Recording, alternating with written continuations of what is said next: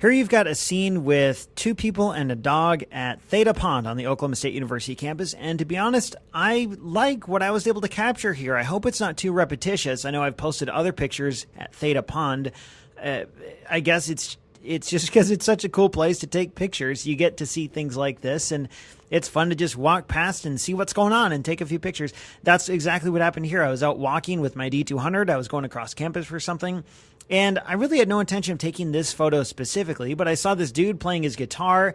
I thought, hey, this would make a pretty cool photo. I kind of stood far back and tried to not be creepy about it, but I just took a few pictures of the guy. And then this other guy with this dog walked up, and I thought, this is really cool. I don't know if these two guys knew each other, but part of the fun of street photography, and as a side note, I am not a street photographer, as anyone knows who follows this blog. I'm pretty bad at this sort of thing. But one of the fun parts about it, if you do street photography, is kind of inventing a backstory for people. So maybe these are two friends catching up. Maybe they haven't seen each other in a while.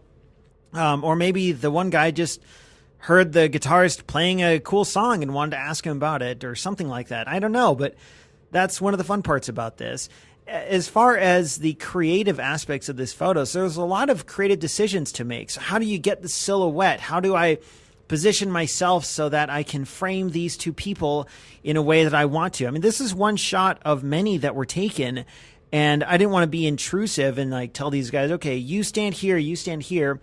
So I had to kind of move myself around, and I had to wait until the guitarist, well, not wait because I took a lot of pictures, but I wanted one where you could see that he was playing a guitar, because if you notice, his guitar is almost parallel with the bench. And in several of my pictures, you don't see that he's playing a guitar. And so there were a lot of things I had to kind of do to get this photo in terms of positioning and framing. And one thing I don't like, though, is the cars in the background. I wish it were cleaner with less going on. And it seems kind of busy and disruptive back there. So if I could redo this photo, yeah, it'd be fun to try it without anything in the background. But that's one of the fun parts about photography in general. There's only so much you can control, and you never know what you're going to get. To get this picture, I stood far back, but that's one nice thing about a 50mm lens and a crop sensor camera is it is slightly telephoto almost. It's about equal to a 75mm lens and a full frame camera. So even though the field of view is limited, that's great if you're outside and you have a picture like this. You don't have to get right up close into these guys' business to take a picture of them. I don't know if this will be the last of my silhouette pictures at Theta Pond. It wouldn't surprise me if a couple months from now there's another Theta Pond picture.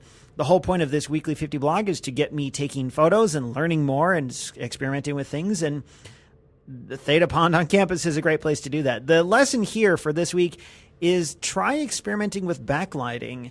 It's fun to do that and to try ways of silhouetting your subjects. It's kind of counterintuitive because mostly we want our subjects to be well lit, but you might get out and try it and just find ways to experiment with this sort of thing. It's kind of cool.